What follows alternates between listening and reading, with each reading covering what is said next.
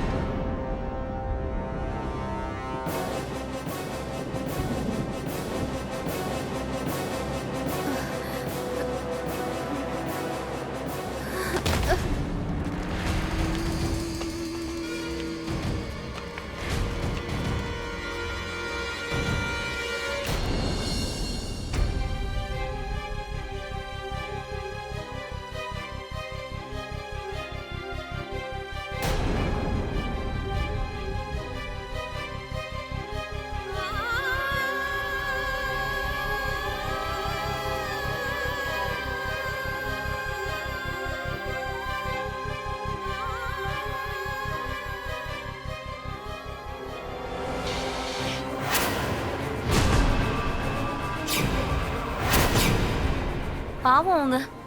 இதுக்காக தான் உங்க துணி எடுக்க மாட்டேன்னு சொன்னாங்க போல.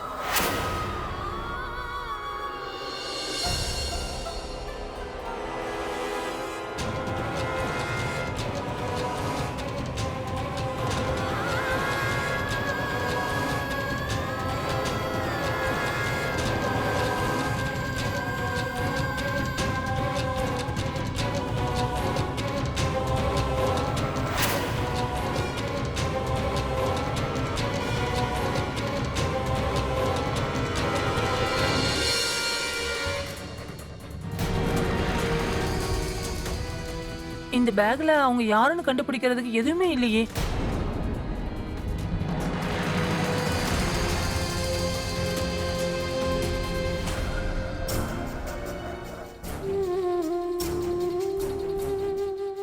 உடம்பெல்லாம் அடிச்சதுக்கான காயம் இருக்கு. ஒரு விரலும் வளைஞ்சு போயிருக்கு. நிறைய வயலன்ஸை தாங்கிட்டு இருந்தாங்கன்னு நினைக்கிறேன். இவங்க சுய நினைவுக்கு வர்ற வரைக்கும் உயிரோட இருப்பாங்களான்னு சரியா சொல்ல முடியாது. ஒரு பொம்பளையோட தலையில அதிக காயங்கள். தலையில அடிப்பட்ட காயங்களை பார்க்கும்போது உதவி தேவைன்னு புரிஞ்சுது. அவங்களோட முந்தானையால அவங்களோட காயங்களை மறைக்கணும்னு முயற்சி பண்ணாங்க. இப்போ அந்த பெண் அஜ்மீர்ல இருக்கிற ஹாஸ்பிட்டல்ல அட்மிட் பண்ணாங்க. உயிரோட இருக்கணும்னா அவங்களுக்கு அவங்களோட நினைவு திரும்பியே ஆகணும். யார் இந்த பெண்? இவங்களோட அடையாளம் என்ன? நண்பர்களே, நம்ம பெண்களை கடவுளா பார்க்குறோம். அம்மா, பொண்ணு, அக்கான்னு கூப்பிடுறோம். ஆனா உண்மை என்னன்னா, இன்னைக்கும் சமூகத்துல நிறைய பேரு பெண்கள் அவங்களோட அடையாளத்தை தேடிக்கிட்டு இருக்காங்க. அவங்களுக்கு என்ன பேர் கொடுக்குறாங்களோ அதுலேயே அவங்க சந்தோஷமா இருக்காங்க. வணக்கம், நான் அமித் பச்சோரி. கிரைம் அலர்ட் எபிசோட்ல இன்னைக்கு உங்களை கூட்டிட்டு போக போறது ராஜஸ்தான்ல இருக்க ஒரு சின்ன கிராமத்துக்கு. ஜெய்ப்பூர்ல தான் இந்த கதை ஆரம்பிச்சுது. இது ஒரு பொண்ணோட கதை. வாங்க அந்த பொண்ணுக்கு என்னாச்சுன்னு பார்ப்போம்.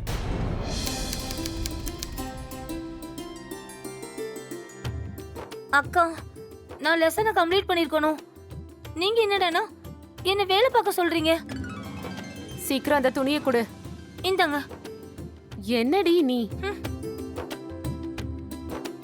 நிர்மலா, சொல்லுங்கப்பா. சர்மா அங்கிள் வந்திருக்காரு. தோ வரேன்ப்பா. காலையிலேயே சர்மா அங்கிள் எதுக்காக வந்திருக்காரு? எனக்கு என்ன தெரியும், பார்த்துட்டு வரேன் இரு. நல்லா கேட்டுக்க. ம். அப்பா அம்மாவுக்கு பையன் ஒரு பொண்ணு. பொண்ணுக்கு கல்யாணம் ஆயிருச்சு. பையன் கவர்மெண்ட்ல வேலை பார்க்கறான். பார்க்கறதுக்கு அழகா லட்சணமா இருப்பான். அஜ்மர்ல அவனுக்கு ஒரு சொந்த வீடு ஒன்று இருக்கு. ஒருவேளை நிர்மலாவுக்கு மட்டும் அந்த பையன் கூட கல்யாணம் ஆச்சுன்னா அங்க அவளை ராணி மாதிரி அவன் பார்த்துப்பான். அண்ணே, அப்படின்னா உடனே பேசி முடிச்சிருவோம். நான் என்னென்ன கொடுக்கணுமோ கொடுத்துட்றேன். எதுலையுமே குறை வைக்க மாட்டேன். அந்த விஷயத்தெல்லாம் விடுப்பா, நான் பாத்துக்கிறேன். ஒரே ஒரு பிரச்சனை தான் இருக்கு. சீக்கிரமா கல்யாணம் பண்ணி வைக்க நினைக்கிறாங்க. வணக்கம் அங்கிள். வணக்கம்மா, உட்காருமா. இங்க பாருங்க, ரொம்ப யோசிச்சீங்கன்னா பையன் நம்ம கையை விட்டு போயிருவான்.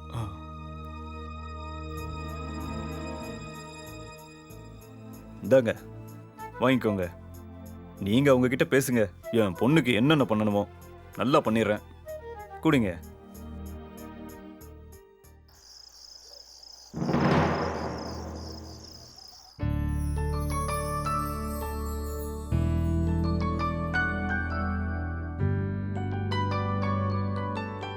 அக்கா, என்னாச்சு? அப்பாக்கு தான் ஒண்ணுமே புரியல. உனக்கு என்னாச்சு? யாருன்னே தெரியாம முகத்தை கூட பார்க்காம கல்யாணம் பண்ணிக்கிறதுக்கு நீ எப்படி ஒத்துக்கிட்ட? நீ என்ன 1971 ஹீரோயினியா என்ன? உனக்கு என்ன பைத்தியமா? அப்பா நம்ம மேல எவ்வளவு பாசம் வச்சிருக்காருன்னு உனக்கு தெரியும்ல. அவர் என்ன முடிவெடுத்தாலும் அது கரெக்டா தானே இருக்கும். அதெல்லாம் கரெக்ட் தான். ஆனா நாமளும் நம்ம மூளையை பயன்படுத்தணும்ல. நீ ஒண்ணு பண்ணு, அப்பா கிட்ட போ. அப்பா என்ன சொன்னாலும் அதை நான் ஒத்துக்கிறேன். ஓகே? அக்கா, இன்னும் 15 நாள்ல நீ ரொம்ப தூரமா போயிடுவ.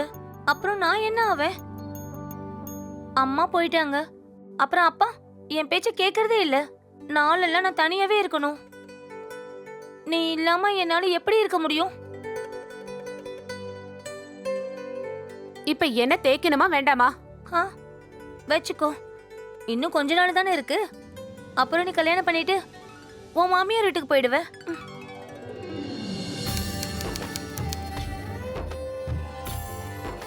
ஓம் ஈம் கரிமயம் குபேரஜுமி ஏகமதாரணே தனார்ஜினே சுவாக சர்வ கல்யாணதாரம் சர்வ வாபத்கனே வாரகம் அபரகர்ணாமூர்த்தி ஆஞ்சநேய மாமியகம் ஆஞ்சனா கர்ப்பசம்பூரம் குமார பர்மசாரினோ துஷுவிநாசாய கணம் வாஸ்மகே ஸ்ரீ ராமதூது மகாதீர் நமஸ்துதே. பொண்ணு கையை பிடிச்சிக்கோங்க. நான் சொல்றத சொல்லுங்க. நான் வாழ்நாள் முழுக்க உன் கையை எப்பவுமே நான் விட மாட்டேன். நான் வாழ்நாள் முழுக்க உன்னோட கையை விட மாட்டேன். ஆரோக்கியமான குழந்தைகளுக்கு, ஆரோக்கியமான குழந்தைகளுக்கு நல்ல அப்பா அம்மாவா நாங்க இருப்போம். நாங்க இருப்போம். என்னைக்குமே என்னைக்குமே நாங்க பிரியாம இருப்போம். நாங்க பிரியாம சொர்க்கத்துல, இருப்போம். சொர்க்கத்துல இந்திரவர்ணா இந்திரவர்ணா எல்லா தேவதைகள்கிட்டயும் எல்லா எங்க தேவதைகளுக்கும் குடும்ப வாழ்க்கைக்காக எங்க குடும்ப வாழ்க்கைக்காக ஆசீர்வதிக்க வேண்டுகிறேன். ஆசீர்வதிக்க வேண்டிக்கிறேன். அவங்க நெத்தியில இந்த குங்குமத்தை வச்சு விடுங்க. சுரேந்தர், நிறுத்து.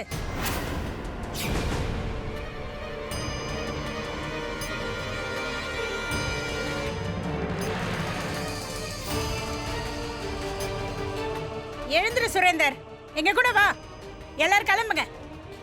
ஷர்மா அண்ணா, நீங்களும் எங்க கூட வாங்க.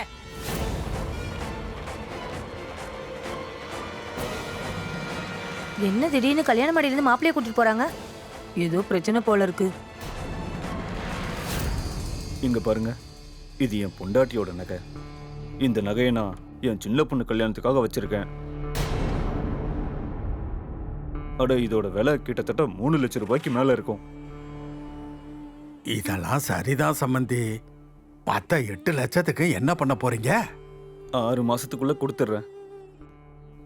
இங்க பாருங்க சமந்தி,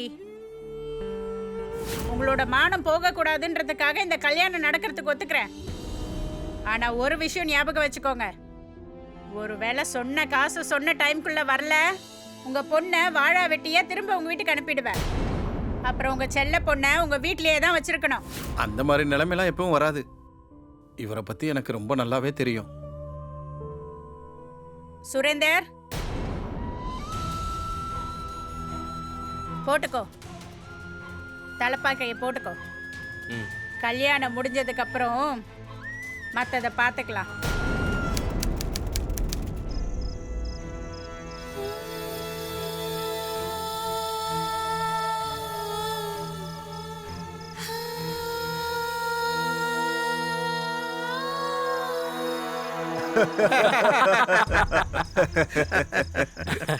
சீக்கிரம் போட மச்சான், இல்லைன்னா விடிஞ்சிட போகுது. அதுக்கப்புறம் முதல் இரவுக்கு பதிலா முதல் பகல் தான் கொண்டாட முடியும்.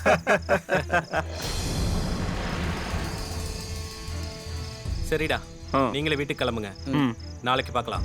சரிடா, பாய். சுரேந்தர், சொல்லுங்கப்பா. இங்க பாருப்பா, வீடு, நிலம், பொண்டாட்டி, இது மூணுமே நாம நம்ம கைப்பிடிக்குள்ள வச்சிருக்கணும். ஒருவேளை இன்னைக்கு ராத்திரி நீ அவளை மிரட்டி பயமுறுத்தி எப்படியாவது கட்டாயப்படுத்தி உன் கைக்குள்ள கொண்டு வந்துட்டேனா அப்புறம் வாழ்நாள் முழுக்க சுவையா சாப்பிடலாம். இல்லைனா நீ சொம்ப தூக்கிட்டு வெளியில தான் நிக்கணும், தெரிஞ்சுக்க. இந்தா என்னுடைய சிங்கக்குட்டினே நிரூபி.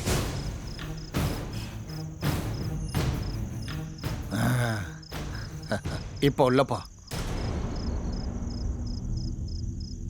நல்லா இருப்பா.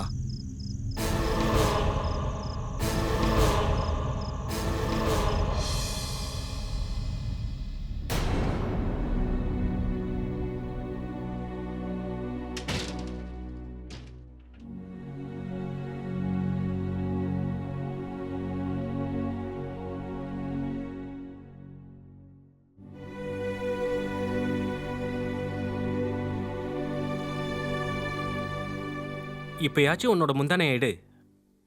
என்கிட்ட எதுக்கு வைக்கப்படுற? நான் உன்னோட புருஷன், சரியா? சொன்னது கேட்கலையா?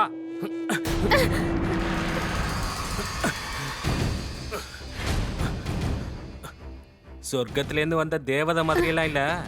ஆனா நீ இந்த மாதிரி வேலைக்கு சரிப்பட்டு வருவ.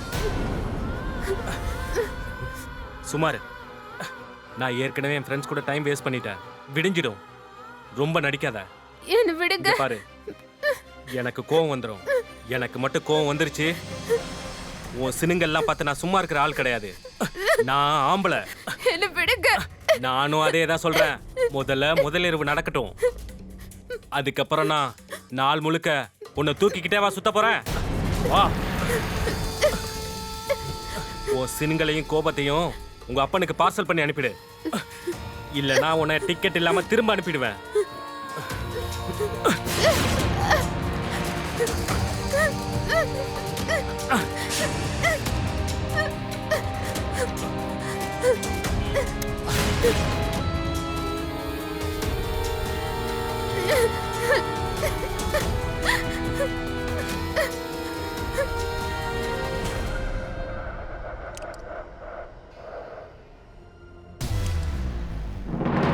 மேரிட்டல் ரேப் ஒரு கசப்பான உண்மை.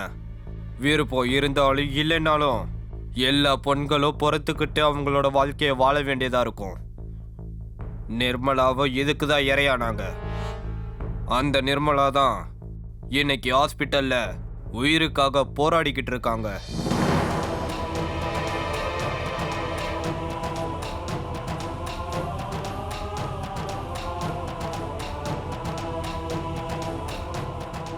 மேடம், இவங்களுக்கு எந்த விதமான இம்ப்ரூவ்மெண்ட்டுமே இல்லை. நீங்க கொஞ்சம் இந்த ரிப்போர்ட்டை பாருங்க.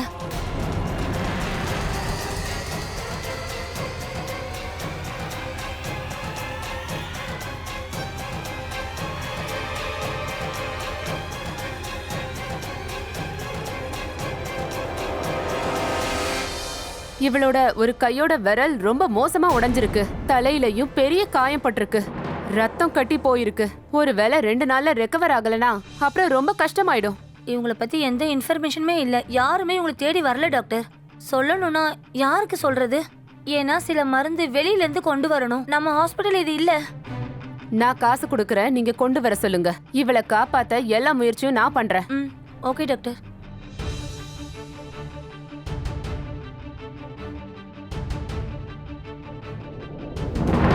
இது ரொம்ப ஷாக்கிங்கான விஷயம். நிர்மலாவோட இந்த நிலைமையை பத்தி அவங்க அம்மா வீட்டுக்கும் தெரியாது, அவளோட மாமியார் வீட்லயும் யாரும் தேட விருப்பப்படல.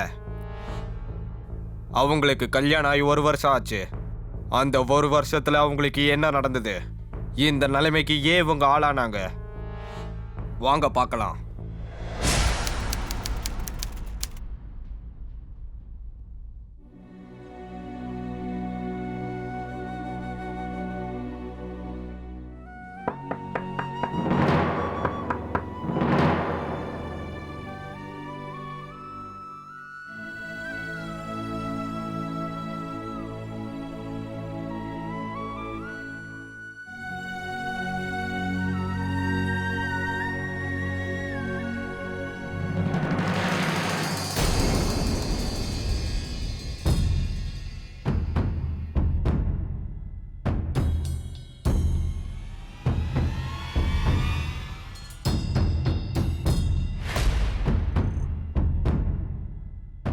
சுரேந்தர், சுரேந்தர், சுரேந்தர், தள்ளிப்படு.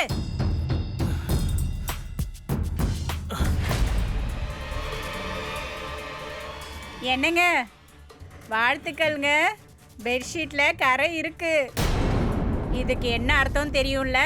கல்யாணம் வரைக்கும் பொண்ணு கன்னியா தான் இருந்திருக்கா. தள்ளுங்க. போய் குளிச்சிட்டு துணியை மாத்திக்கிட்டு கிச்சனுக்கு வந்துரு. உங்க அம்மா சாகரத்துக்கு முன்னாடி உனக்கு என்ன கத்து கொடுத்துருக்காங்க நான் பாக்குறேன். வாங்க போலாம்.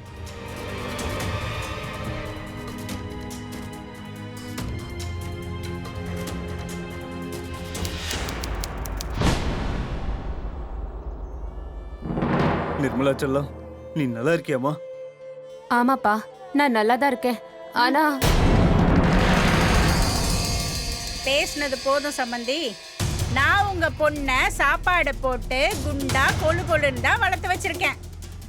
ஆனா நீங்க காசு கொடுக்கறேன்னு வாக்கு கொடுத்துட்டு இன்னும் கொடுக்காம இருக்கீங்க. நீங்க பாருங்க, இந்த முறை அறுவடை முடிஞ்சதும் உங்க காசை நான் கண்டிப்பா கொடுத்துட்றேன், கவலைப்படாதீங்க. காசு கொடுக்கறேன்னு தான் பேசிருக்கீங்க. நீ அறுவடை பண்ணி கொடுப்பியோ கொள்ளடிச்சு கொடுப்பியோ, நீங்க ஒழுங்கு மரியாதையா என்கிட்ட சொன்ன காசை கொடுத்துருங்க. இல்லைன்னா உங்க செல்ல பொண்ணை வீட்டுக்கு அனுப்பிடுவேன், பாத்துக்கோங்க. முடிவு உங்க கையில. ஹலோ ஹலோ,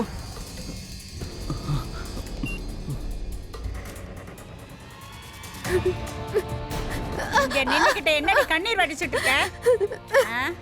இங்க வந்து உங்க அப்பனா வேலை செய்வான். கிச்சனுக்கு போடி. இந்த மாதிரி பேராசை பிடிச்சவங்களுக்கு அக்காவை கல்யாணம் பண்ணிக்கிறதுக்கு என்ன அவசியம் இருக்குப்பா? அட, இவங்க இவ்வளவு பேராசை பிடிச்சவங்கன்னு எனக்கு எப்படிமா தெரியும்? மாப்பிள்ளைக்கு நிறைய சொத்து இருக்குன்னு சர்மா அங்கிள் சொன்னதுனால தான் நான் நம்பினேன். அப்புறம் கவர்மெண்ட் வேலைன்னு சொன்னாங்க.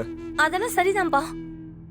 அந்த சொத்தும் அக்காவுக்கு பயன்பட போறது இல்ல, கவர்மெண்ட் வேலையும் பயன்படல. அந்த வீட்ல என் அக்காவை அவங்க சந்தோஷமா பாத்துக்கிறாங்களான்னு கூட எனக்கு தெரியலப்பா. அப்பா, என் பொண்ணு எங்க? அட, உன் பொண்ணு ஒரு ஓடுகாலே. அவ எவன் கூடயோ ஓடிட்டான். நீ போய் சொல்ற. என் பொண்ணு எங்கன்னு உண்மையை சொல்லு. இதை கண்டுபிடிக்கிறதுக்கு தானே போலீஸ்ல எங்களுக்கு எதிராக கம்ப்ளைண்ட் கொடுத்த. நீ ஏதாச்சும் கேட்கணும் அவங்கள கேளு. அவங்களும் இப்போ உங்ககிட்ட காசு வாங்கிட்டாங்க. எனக்கு நல்லா தெரியும், என் பொண்ணு அப்படி கிடையாது. உனக்கு பைத்தியம் பிடிச்சிருச்சு.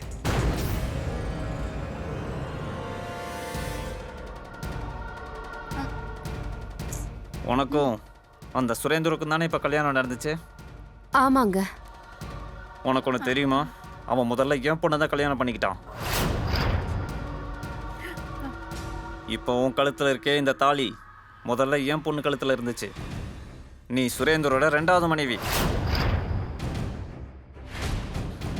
இவங்க எங்க எல்லாரையும் ஏமாத்திட்டாங்க. ஆனா இவங்க யாருங்கிற உண்மையை எல்லாருக்கும் கொண்டு வருவேன். மரியாதை வீட்டை விட்டு யாரும் வெளியே சும்மா போ. விட மாட்டேன். போங்கடா. என் பொண்ணுக்கு நியாயம் கிடைச்சே ஆகணும். உங்க யாரையும் விட மாட்டேன்டா. நீங்க நின்னு என்னடி கேட்டுட்டு இருக்க? உள்ள போ, போய் துணி துவை. இவனால எல்லாம் நாசமா போச்சு. ஆமா உண்மைதான், எனக்கு முதல்லயே கல்யாணம் ஆயிடுச்சு. அதுக்கு என்ன பண்ண சொல்ற? டைவர்ஸ் வேணுமா இல்ல உன் அப்பா வீட்டுக்கு போய் உட்காரணுமா? கல்யாணத்துக்கு முன்னாடி சொல்லிருக்கலாம்ல. இங்க பாரு, இன்னொரு புது விஷயம் சொல்லட்டுமா? உன்னை கல்யாணம் பண்ணதுக்கு அப்புறமும் எனக்கு வேற ஒரு அஃபேர் இருக்கு. அதை விடவும் மாட்டேன். நீ என்ன பண்ணணுமோ பண்ணிக்கோ. அப்ப எதுக்கு என்ன கல்யாணம் பண்ணிக்கிட்டீங்க? வெளியே பிரியாணி சாப்பிட்றதுல என்ன இருக்கு? ஆனா தினமும் பிரியாணி சாப்பிட்டாலும் போர் அடிச்சிடும்ல. வீட்டில் சாப்பிட்டாதான் ருசி. அதுக்கு தான் கவர்மெண்ட் வேலையில இருக்கேன். கவர்மெண்ட் வேலையா வெளியே போக வேண்டியது இருக்கும். வெளியே சாப்பிட்டு தானே ஆகணும். நான் என்ன சொல்றேன்னு உனக்கு புரியுதுல? புரிஞ்சுக்கிட்ட. வா, வீட்டு சாப்பாடு போடு. என்ன விடுங்க. என் தாகத்தை தீத்தி வை.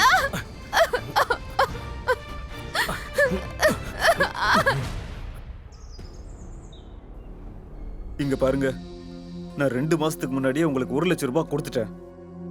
இந்த முறை வயல்ல பூச்சி பிடிச்சிருச்சு. இந்த மாதிரி எனக்கு மட்டும் நடக்கல, எல்லா விவசாயிங்க நிலைமையும் இதுதான். அப்படியா?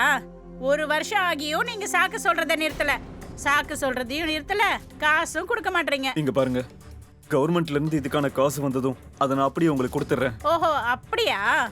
சாக்க நீங்களே வச்சுக்கோங்க. இப்ப நான் காசோட வட்டியும் வாங்க போறேன். உன்னோட செல்ல பொண்ணு தான் அந்த வட்டியை தீக்க போறா.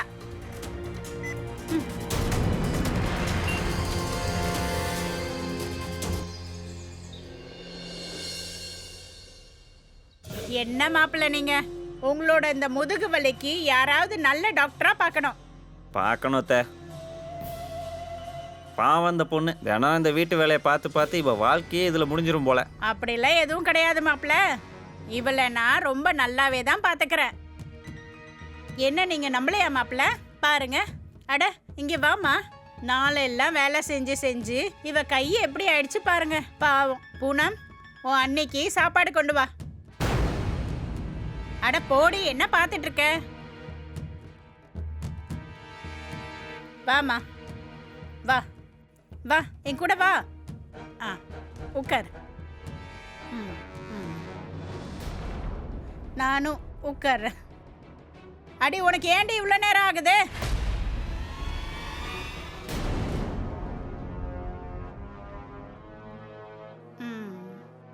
நீ காலையிலேருந்து எதுவும் சாப்பிடல, அதான் உனக்கு என் கையால் ஊட்டி விட்டா சந்தோஷப்படுவேன்னு நினைக்கிறேன்.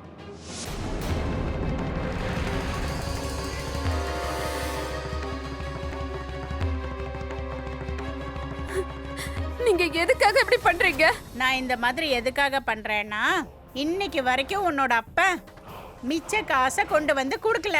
அதான் நான் என்ன நினைச்சேன்னா, நான் உன்னை ரொம்ப கொடுமைப்படுத்துறதுனால பாசம் காட்டலான்னு நினைக்கிறேன். இனிமே எப்பயும் நான் தான் உனக்கு சாப்பாடு பரிமாறுவேன், என் கையாலேயே ஊட்டி விடுவேன்.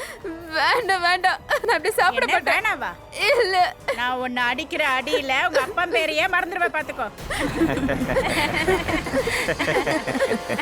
அம்மா கிட்ட எப்பவுமே நிறைய ஐடியாஸ் இருக்கும். நீ அதிர்ஷ்டசாலி. அதனாலதான் அம்மா அவங்க கையால உனக்கு சாப்பாடு ஊட்டுறாங்க. ஒழுங்கா சாப்பிட்டுரு, இல்லனா என் செருப்பு சாணியில முக்கி அதை சாப்பிட்டுன்னு சொல்லி உனக்கு ஊட்டி விடுவேன். இதுக்கு அப்புறத்துல இருந்து உங்க அப்பா எப்ப காசை கொண்டு வந்து குடுக்கறானோ அப்பதான் நீ தட்டுல சாப்பிட முடியும்ன்றத ஞாபகம் வச்சுக்கோ. இல்லைன்னா உனக்கு தரதான். உங்க அப்பா கிட்ட கூட நீ எப்பயும் பேசக்கூடாது. இனிமே இவளுக்கு பேஸ்ட், பிரஷ், சோப்பு எதுவும் கிடைக்க கூடாது, புரிஞ்சுதா? அப்பயாவது உங்க அப்பாவுக்கு நல்ல புத்தி வருதா பாப்போம். சாப்பிடு, சாப்பிட்டுதான் ஆகணும். சாப்பிடு, சாப்பிடுன்னு சொல்றல.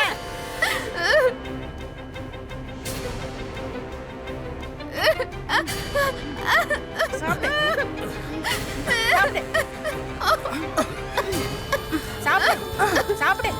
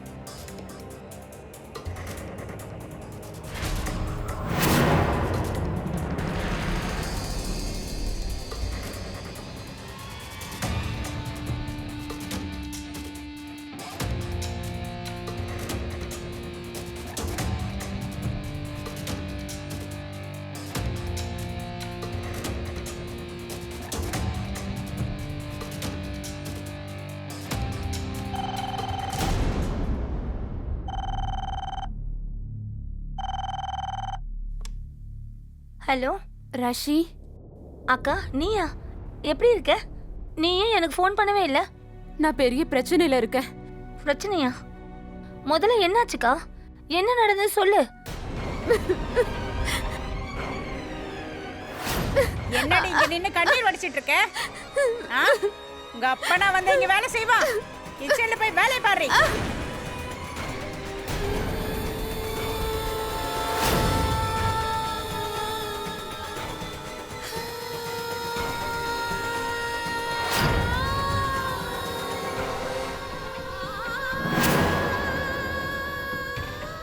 என்னை இங்க இருந்து கூட்டிட்டு போயிடு.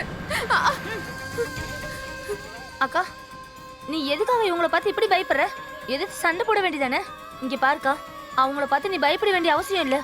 நீ எதையும் பொறுத்துக்கவும் வேண்டாம். வாய மூடுடி. உன் அட்வைஸ நீயே பத்திரமா வச்சுக்கோடி. அதை உன் மாமியார் வீட்ல யூஸ் பண்ணிக்கோ. கண்டிப்பா. நான் சொல்றதையும் நீங்க நல்லா கேட்டுக்கோங்க. வரதட்சணைக்காக எங்க அக்காவை நீங்க கொடுமைப்படுத்துறீங்கன்னு நான் போலீஸ் ஸ்டேஷன்ல கம்ப்ளைண்ட் கொடுத்தேன்னு வச்சுக்கோங்க. அதுக்கப்புறம் உங்களை வெளியில எடுக்கவும் யாருமே இருக்க மாட்டாங்க. சொன்னது புரிஞ்சுதா? போதும். இங்க பாருடி, நான் சொல்றத நல்லா கேட்டுக்கோ. ஒரு பக்கம் உங்க அப்பா ஒரு திருடன், நீ இவ்ளோ பேச்சு பேசுறியா? இப்ப பாரு இந்த சாந்தி என்ன பண்றான்னு. ஹலோ ஹலோ ஹலோ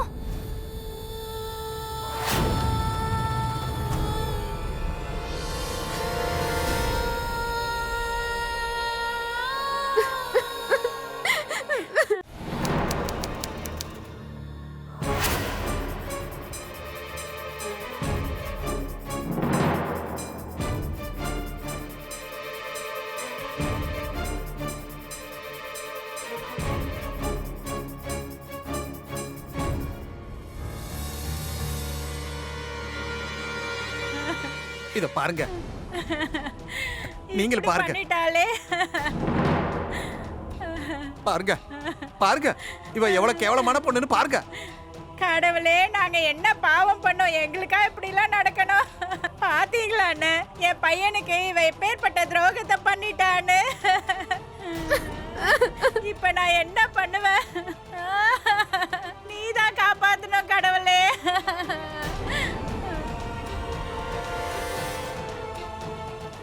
யாரடி அவன்?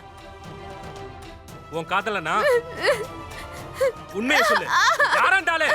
எனக்கு தெரியாது. நீங்க நினைக்கிற மாதிரி நான் இல்ல. பொய்க்கு மேல பொய் சொல்லிக்கிட்டு இருக்கியா? நீ என்ன ஏமாத்திருக்க, அப்படிதானே? இல்ல, ப்ளீஸ், நான் சொல்றத நம்புங்க. உண்மையை சொல்லு, இங்கேயே செத்து போயிடுவ. என்ன விடுங்க, எனக்கு அவ யாருன்னே தெரியாது. அட சீச்சி, என்ன இந்த பொண்ணு இப்படி இருக்கா? இந்த பொண்ணை நினைச்சாலே அசிங்கமா இருக்கு. இப்ப நீங்களே சொல்லுங்க அண்ணே, இப்ப நான் இந்த பொண்ணை என்ன பண்றது சொல்லுங்க. இவளுக்கு ஒரே ஒரு தண்டனை தான் இருக்கு. இவளோட நெத்தியில நான் கேவலமானவன்னு எழுதிருங்க. அப்புறம் அவங்க அப்பா வீட்டுல கொண்டு போய் விட்டுருங்க. அப்பதான் அவங்க பொண்ணு எப்படியாப்பட்டவன்னு அவங்களுக்கே தெரியும். வேண்டாம், வேண்டாம். போய் கத்தி கொண்டு வா. வேண்டாம், என்ன என்ன விட்டுருங்க. please? எல்லாரும் சொல்லிட்டாங்களே உன் நெத்தியில கேவலமானவன் என்ன சொல்லிருக்காங்க. என்ன விட்டுருங்க. நீங்களே ஏமாத்தல. இல்ல, நான் எதுவும் பண்ணல.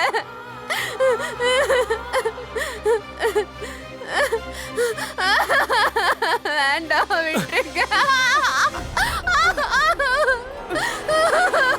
விட்டுருங்க.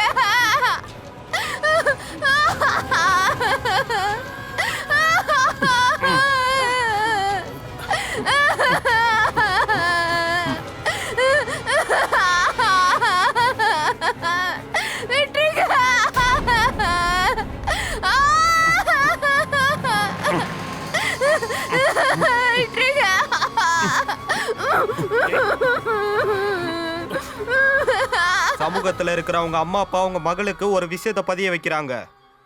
கல்யாணம் முடிஞ்சு புருஷ வீட்டுக்கு போகணும், அதுதான் உன் வழக்கம். என்ன ஆனாலும் பொறுத்துக்கணும். அதை நினைச்ச பெண்கள் அமைதியா இருக்காங்க.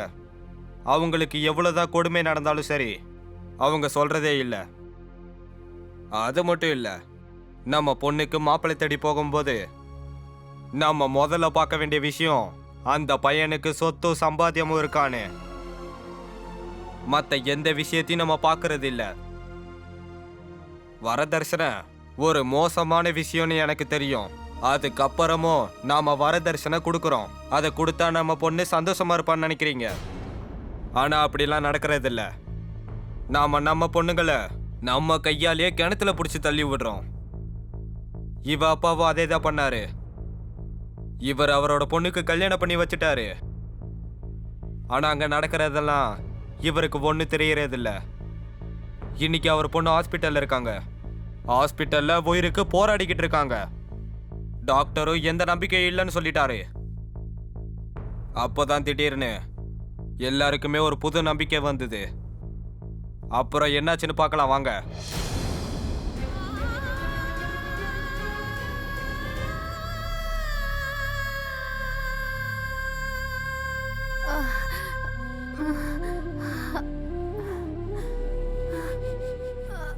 மூணு நாளைக்கு அப்புறம் உங்களுக்கு நிலைமை திரும்பி இருக்கு. யார் நீங்க?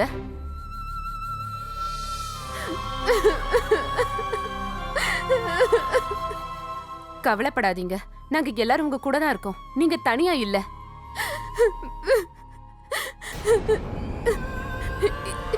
இன்னொரு புது விஷயம் சொல்லட்டுமா? உன்னை கல்யாணம் பண்ணதுக்கு அப்புறமும் எனக்கு வேற ஒரு அஃபேர் இருக்கு.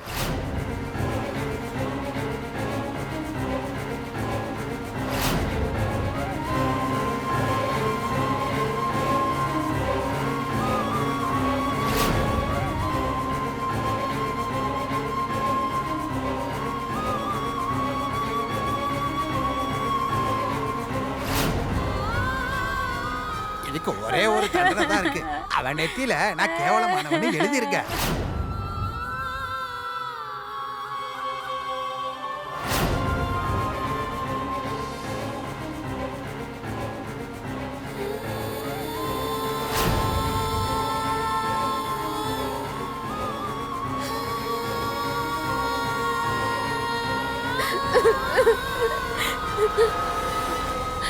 அக்கா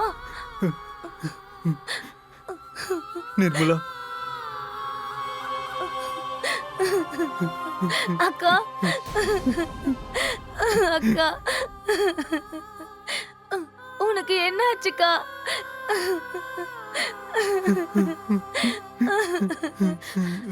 வேணாக்கா, நீ அழாத. இனிமே நீ அழக்கூடாது. அவங்களுக்கு கிடைக்க வேண்டிய தண்டனையை கண்டிப்பா நான் வாங்கி கொடுப்பேன். நான் அவங்களை சும்மா விட மாட்டேன். அவங்க பண்ணது எல்லாமே ரொம்ப பெரிய தப்பு. அவங்களுக்கு நிச்சயம் தண்டனை கிடைக்கும். இல்ல இல்ல, நீ அழாதக்கா. நிச்சயமா நம்பிக்கையை மட்டும் விட்டுறாத. எல்லாம் சரியாயிடும்.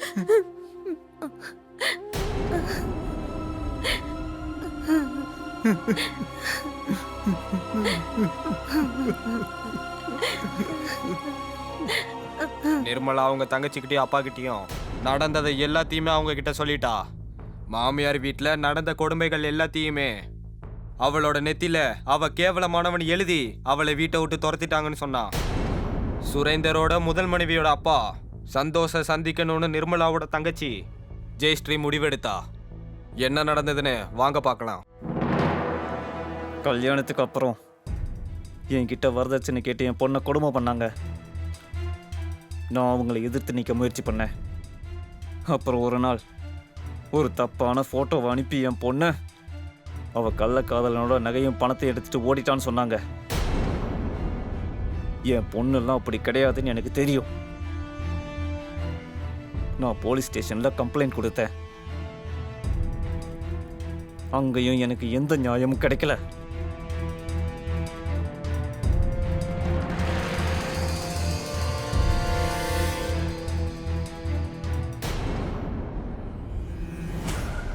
இந்த போட்டோ யாரோடது? இவ தான் என் பொண்ணு உபாசனா, சுரேந்தரோட முதல் மனைவி. இவங்க போட்டிருக்க இந்த நகையை நான் வீட்ல பாத்திருக்கேன். ஒரு கபோர்ட்ல பார்த்தேன். இவங்க பொய் சொல்றாங்கன்னு எனக்கு முதல்ல தெரியும். அங்கிள், உங்களை ஒன்று கேட்கணும். உங்க பொண்ணை அவமானப்படுத்த அவங்க ஒரு போட்டோ காமிச்சாங்களா? அதை நீங்க வச்சிருக்கீங்களா? இருக்கு. காட்டுறீங்களா நீங்க?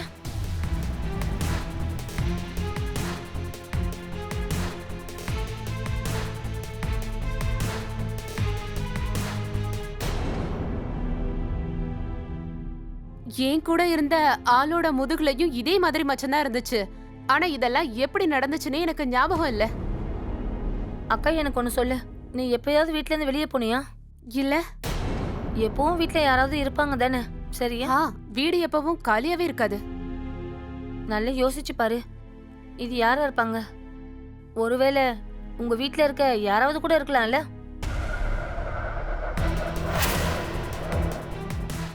பாவம் அந்த பொண்ணு டெய்லி வீட்டில் வேலையை பார்த்து பார்த்து இவ வாழ்க்கையே முடிஞ்சிடும் போல.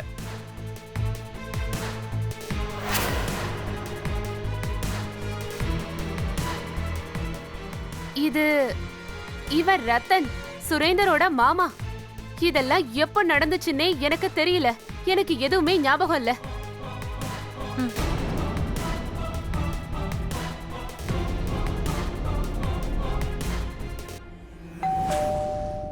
நான் பார்க்கறேன்.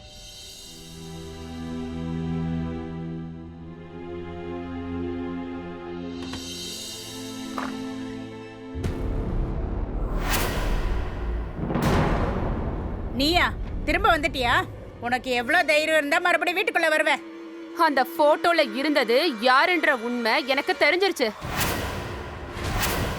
பூனமோட வாழ்க்கையும் கெடக்கூடாதுன்னு நான் நினைக்கிறேன். ஒருவேளை நீங்க என்ன வீட்டை விட்டு துரத்தணும்னு நினைச்சீங்க, நான் எல்லா உண்மையும் போலீஸ் கிட்ட சொல்லிடுவேன்.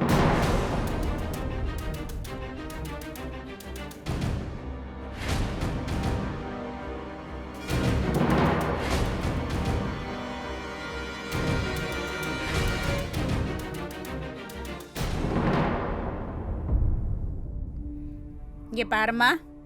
சொல்லுங்க.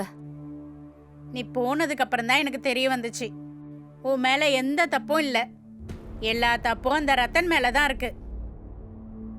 அதை நினைக்கும் போது ரொம்ப கஷ்டமா இருக்கு. ஆனா பிரச்சனை என்னன்னா, ஒருவேளை ரத்தனுக்கு ஏதாவது ஆயிடுச்சுன்னா அப்புறம் பூனம்க்கு ஒரு வாழ்க்கையே இல்லாம போயிடும். உன்கிட்ட நான் சத்தியம் பண்றேன், இனிமே எப்பயும் இந்த மாதிரி நடக்காது. மருமகளே, இந்த விஷயத்த வேற யாருக்கெல்லாம் சொல்லியிருக்க? நான் யார்கிட்டயும் சொல்லல அத்தை. அப்பாக்கு தங்கச்சிக்கு யாருக்குமே தெரியாது. ஒருவேளை அவங்களுக்கு தெரிஞ்சா நேரா போலீஸ் ஸ்டேஷன் தான் போவாங்க. நல்ல விஷயம் பண்ணிருக்க. இதுக்கு என்ன அர்த்தம் தெரியுமா? ஒருவேளை நான் உன்னை கொன்னுட்டா இந்த ரகசியமும் உன்னோட சேர்ந்து அழிஞ்சு போயிடும்ல. அப்புறம் உனக்கு ஒரு விஷயம் தெரியுமா? இதெல்லாம் எப்படி நடந்துச்சுன்னு உனக்கு தெரியுமா? நான் சொல்றேன்.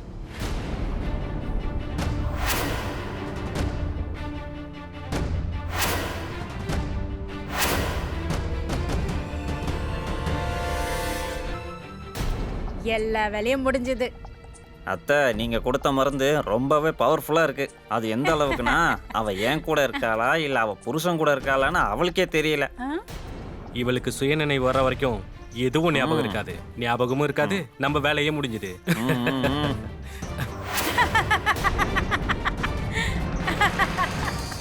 என்ன நல்ல பிளான் போட்டோமா? சுரேந்தரோட முதல் மனைவியும் மாட்டி விட்டுட்டேன். இந்த முழு பிளானையும் போட்டது நான் தான். சரி, சுரேந்தரோட மனைவிய எங்க அனுப்பி வச்சேனோ அங்கேயே உன்னையும் அனுப்பி வச்சிடறேன். போ.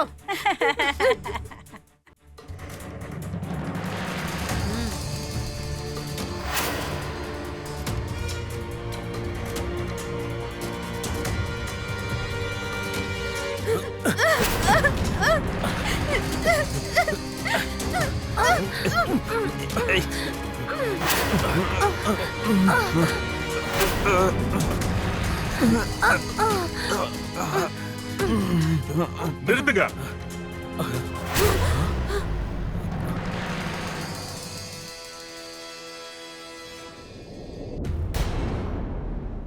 அக்கா கேமரா எங்க? அங்க.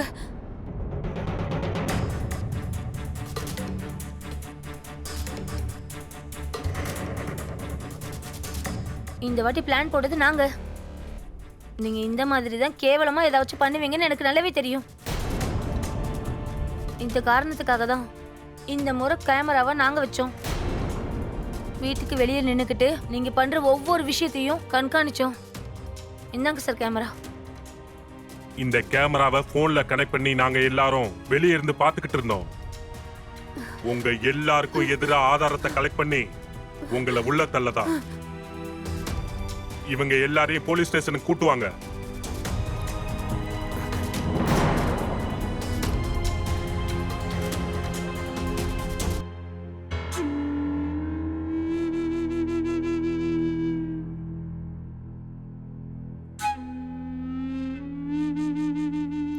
போலீஸ் நிர்மலாவோட மாமியார் வீட்டில் இருந்து எல்லாத்தையும் கூட்டிட்டு போய் விசாரணை ஆரம்பிச்சாங்க.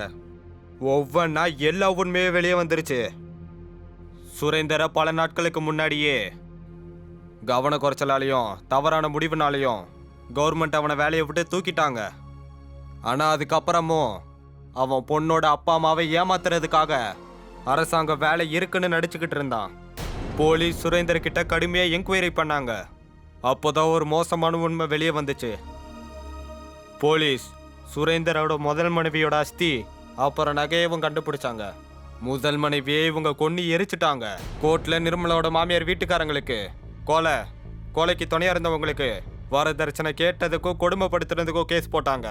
அது மட்டும் கிடையாது, நிர்மலாவோட நெத்தியில தவறான வார்த்தைகளை எழுதி தண்டனை கொடுக்கணும்னு சொன்னவங்களையும் அரெஸ்ட் பண்ணிட்டாங்க. 1 வருஷம் வரைக்கும் இந்த கேஸ் ஹைகோர்ட்ல நடந்துகிட்டு இருந்தது. கடைசியில நிர்மலாவோட மாமியார் வீட்டுக்காரங்களுக்கு ஹைகோர்ட் ஆயுள் தண்டனை கொடுத்துட்டாங்க. நிர்மலாவோட நெத்தில இருந்த அந்த மோசமான வார்த்தைகள் காலம் அப்புறம் ட்ரீட்மெண்டால குணமாயிருச்சு. ஆனா அவன் மனசுல ஏற்பட்ட காயங்கள் குணமாகிறதுக்கு பல வருஷம் ஆகும். இன்னைக்கும் நிர்மலா தூக்கத்துல அலறி எந்திரிக்கிறா. என்னை விட்டுருங்க, நான் எந்த தப்பு பண்ணலன்னு கத்துறாங்க. நிர்மலாக்கு இப்படி நடந்ததுக்கு நம்மளோட எண்ணங்கள் கூட தான் இதுக்கு ஒரு காரணம். நாம நம்மளோட மகள்களுக்கு மாமியார் வீடு தான் உன்னோட கடைசி கட்டோன்னு கற்றுக் கொடுக்குறோம். நிறைய வரதட்சணை கொடுக்குறோம். அப்படி பண்ணா நம்ம பொண்ணு சந்தோஷமா இருப்பான்னு நினைக்கிறோம். ஆனா அப்படி நடக்காது. நண்பர்களே, நாம எண்ணத்தை மாத்திக்கணும். கிரைம்ல இருந்து அலர்ட்டா இருங்க. நான் உங்கள் அமித் பச்சோரி. இன்னொரு கிரைம் அலர்ட் எபிசோட்ல நான் உங்களை பார்க்குறேன். அதே மாதிரி இன்னொரு உண்மையான கதையை நான் கொண்டு வருவேன். உங்களுக்கு நான் தெரியப்படுத்துவேன். அது வரைக்கும் ஞாபகம் வச்சுக்கோங்க. It's better be safe then sorry.